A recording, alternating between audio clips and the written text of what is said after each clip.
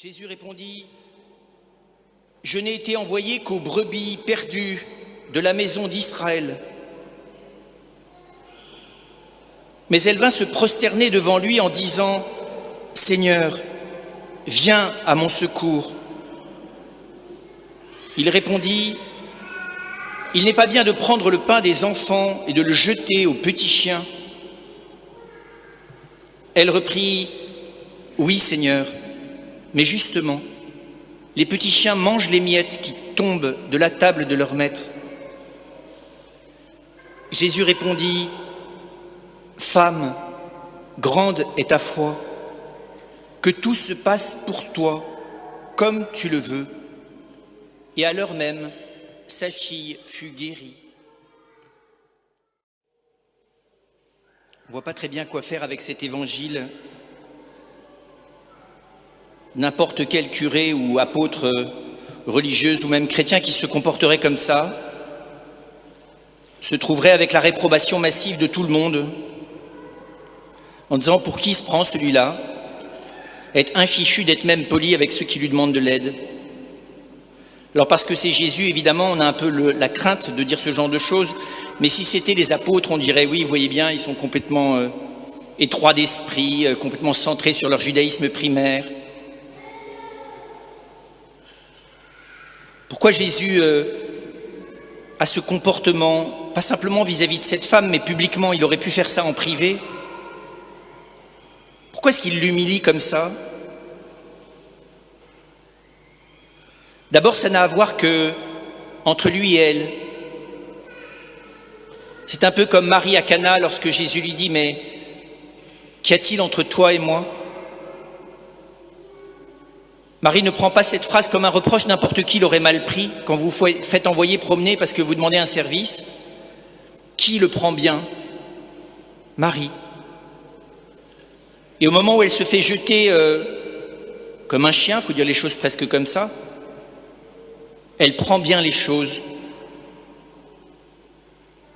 Et là, on se dit, waouh, on n'en est pas là, nous. À la moindre petite chose de la part de Dieu ou de la part des autres qui ne nous convient pas, déjà nous faisons des crises, mais alors a fortiori, si on se fait jeter, là, c'est la fin du monde. Ou bien parce qu'on considère qu'on n'est rien du tout et on s'effondre dans la culpabilité, ou bien parce qu'on en veut à mort à l'autre, parce que ça n'est pas juste, ou bien parce qu'on a la honte, parce que c'est devant les autres. C'est bien le genre de situation où on ne voit pas très bien comment s'en sortir, à part peut-être avec un peu de stoïcisme. Vous savez, les maîtres spirituels dans toutes les traditions éprouvent leurs disciples. Saint Benoît lui-même dit il faut commencer par refuser quelqu'un qui tape à la porte du monastère au moins 2 fois pour vérifier que vraiment il veut venir. Quand on accueille un novice, on commence par le pourrir un peu et pourrir sa vocation pour voir si ça tient. Mais ça n'est pas le comportement de Jésus. Elle a l'air de tout prendre comme si Jésus avait visé en plein cœur. Elle comprend cet homme. Et c'est ça qui bouleverse le Christ. Dans l'évangile, je crois, de Luc, il dit, mais même en Israël, je n'ai pas vu une foi pareille. La confiance qu'elle a en Jésus n'est pas négociable. Elle est inconditionnelle. Ça n'est pas une confiance en Dieu, c'est la confiance en Jésus, le fils de David, en cet homme qui est là sous ses yeux.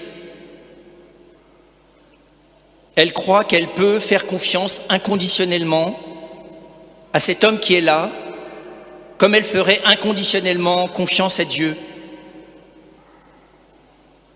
Et Jésus, d'une certaine manière, est en train de dire vous, Israël, vous les apôtres, voilà la foi que Dieu attend de vous depuis 2000 ans. Voilà la foi que Dieu attend de vous depuis la création du monde. Une foi sans condition. Une foi qui refuse de lire quoi que ce soit des événements comme quelque chose où Dieu nous en voudrait. De lire quoi que ce soit des événements comme s'il s'agissait d'abord de condamnation, d'humiliation et tout simplement de désespoir. Où aller trouver une foi pareille? Nous qui, encore une fois, à la première adversité, à la première faiblesse, à la première humiliation, à la première honte, disparaissons, ne savons plus qui nous sommes. Alors le Seigneur nous donne deux chemins. Le premier, c'est la gratuité avec laquelle nous sommes appelés. On n'est pas catholique de père en fils. On n'est pas catholique par transmission. Ou plus exactement, on est peut-être catholique par transmission, mais on n'est pas chrétien par transmission. Ou on est chrétien par transmission de la grâce, du don gratuit de Dieu. C'est bon dans ce temps d'été de s'apercevoir que c'est inimaginable et d'une injustice effroyable que nous sachions de qui nous sommes aimés, que nous puissions à longueur de journée, à longueur de vie, nous plonger dans la miséricorde de Dieu, nous baigner dans sa tendresse à longueur de journée jusque dans la souffrance et la déréliction. Il n'y a pas un millimètre de notre vie où nous ne soyons pas encadrés par la parole de Dieu, par ses sacrements, par la tradition de l'Église, par les saints. Et nous savons même que l'Église du ciel est là à chaque instant de notre existence, à fêter avec allégresse chacun des événements de notre vie, que d'ailleurs souvent nous ratons parce que les petites choses qui nous semblent ridicules, nous n'y mettons pas notre cœur. C'est bien d'être confus d'action de grâce, de gratitude.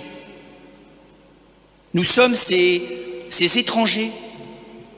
C'est à Israël selon la chair qu'a été donnée l'alliance, pas à nous.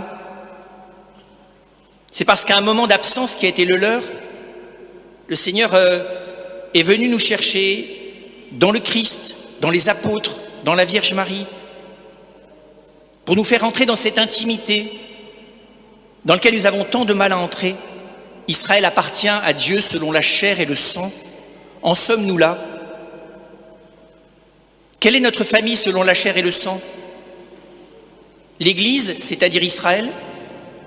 Ou bien notre papa, notre maman et nos enfants? Jusqu'où Dieu descend-il dans l'emprise de nos existences? On ne circoncie pas les enfants au baptême parce qu'ils appartiennent encore plus dans la chair par le baptême que par la circoncision. C'est ce chemin que le Seigneur nous invite à suivre. Il nous l'a donné gratuitement, mais cette gratuité, elle est pleine d'exigences. Non pas d'exigences parce qu'avec des petits efforts, tout d'un coup, on prendrait conscience de la gratuité de Dieu. C'est pas possible. On en mourrait. Mais nos efforts consistent à accueillir Dieu qui vient dans notre chair, dans cette Eucharistie, pour descendre dans sa chair, c'est-à-dire nous qui sommes l'Église, pour que les derniers recoins, non pas de nos faiblesses, au sens de nos défauts, mais les derniers recoins de nos manques de foi, soient envahis par son amour.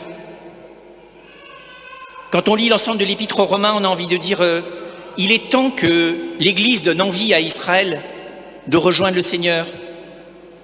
Il est temps que nous, l'Église, nous devenions ceux qui lui appartiennent dans la chair et le sang, aussi quotidiennement que la Torah chez nos frères juifs.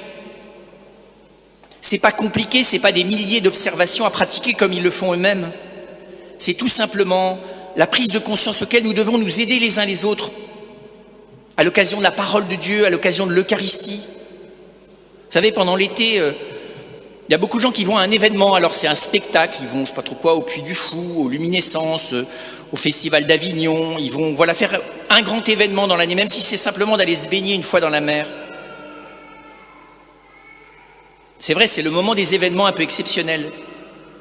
Nous, on a les vacances tous les dimanches et tous les jours, ça s'appelle l'Eucharistie. On n'a rien à y faire, juste à se laisser plonger, mais à vraiment se laisser plonger. Juste à tourner notre regard vers la lumière, mais à vraiment le tourner. Juste à laisser Jésus venir descendre en nous, mais vraiment le laisser descendre. C'est ce qu'a fait cette femme. Demandons cette grâce entre la fête de l'Assomption et celle de Marie-Reine, puisque nous sommes dans cette octave mariale. Demandons à la Vierge Marie, elle dont Jésus n'avait pas besoin de louer la foi, d'abord parce qu'Élisabeth l'avait déjà fait, déjà l'ange, mais parce que le Christ se plaît à contempler dans le cœur de cette femme quelque chose de la foi de sa mère, de celle qui, à la croix, pourra se sentir encore incroyablement plus rejetée que cette femme, et qui viendra récolter les miettes de ce mystère, c'est-à-dire le sang du Christ ouvert de son côté. Demandons cette grâce d'entrer dans le réalisme de cette femme qui est le réalisme de Marie, nous apercevoir que toutes les explications ou les représentations que nous nous donnons de notre petite vie, notre profession, notre région d'origine, les petits profils de ce que font les uns et les autres dans nos familles, nos petits projets pour l'année, nos petites difficultés, tout ça est bien, mais tout ça n'a vraiment aucune importance par rapport à l'amour. Vous l'avez peut-être remarqué, l'oraison de ce jour ne parlait que d'amour, que de ferveur de la charité. Alors, puisque nous en sommes si peu capables par nous-mêmes, laissons le Seigneur, dans le débordement excessif de la manière dont il nous aime, débarquer dans nos âmes avec son corps, avec son sang, avec l'intensité de la brûlure de son amour. Laissons-nous prendre, acceptons de perdre pied quelques instants pour laisser le Seigneur nous mettre dans son cœur, c'est-à-dire au ciel.